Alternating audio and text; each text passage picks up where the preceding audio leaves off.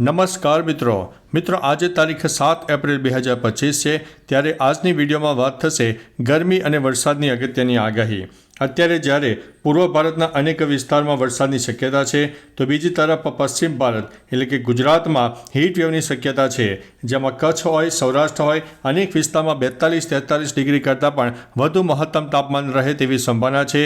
અને બીજી તરફ સામાન્ય એક બફારાનો અહેસાસ થશે, કારણ કે ભેજવાળા પવનો પણ મળી રહ્યા છે, એટલે ગરમી અને ભેજને લીધે થઈને બફારાનો અહેસાસ પણ થવાનો છે। બીજી તરફ મિત્રો હવે back to back western disturbance પણ આગામી 2 થી 3 દિવસમાં આવી જશે, અને જેના લીધે થઈને ઉત્તર ભારત હોય, પૂર્વ ભારત હોય, ઉપરાંત બંગાળની ખાડીમાં સર્જાયેલી સિસ્ટમને કારણે દક્ષિણ ભારતના પણ અનેક ભાગોમાં વરસાદની શક્યતા રહેલી છે। ગુજરાતમાં હાલ વરસાદની શક્યતા નહીવત છે।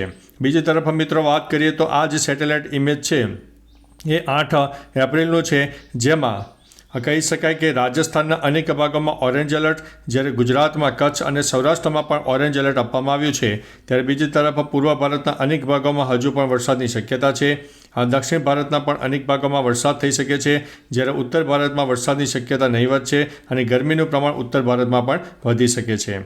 હવે મિત્રો વાત કરીએ તો 9 એપ્રિલની આ જે સેટેલાઇટ ઇમેજ છે 9 એપ્રિલનું છે।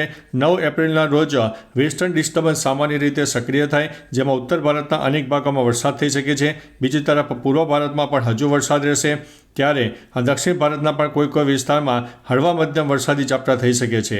ગરમીની વાત કરીએ તો રાજસ્થાનના કહી શકાય કે દક્ષિણ અને પૂર્વ તરફના વિસ્તારમાં ઓરેન્જ એલર્ટ આપવામાં આવ્યું છે, જ્યારે સૌરાષ્ટ્ર અને કચ્છમાં પણ ઓરેન્જ એલર્ટ આપી દેવામાં આવ્યું છે। હવે મિત્રો આ વાત થઈ 9 એપ્રિલની। હવે 10 એપ્રિલનું સેટેલાઇટ ઇમેજ જોઈએ તો 10 એપ્રિલના રોજ પણ ઉત્તર ભારતમાં વરસાદ થઈ શકે છે, જ્યારે ગુજરાતમાં ગરમીનું પ્રમાણ વધારે રહેશે। તમે જોઈ શકો છો કે સમગ્ર ભારતમાં જે ગરમીનો એલર્ટ છે તેમાં સૌથી વધારે કચ્છ અને સૌરાષ્ટ્રના અનેક પંથકમાં ગરમીનું એલર્ટ આપવામાં આવ્યું છે, જેમાં 42 ડિગ્રીની આસપાસ ગરમી રહે તેવી સંભાવના છે। એટલે મિત્રો આવનારા દિવસોમાં હીટ વેવની પણ શક્યતા રહેલી છે।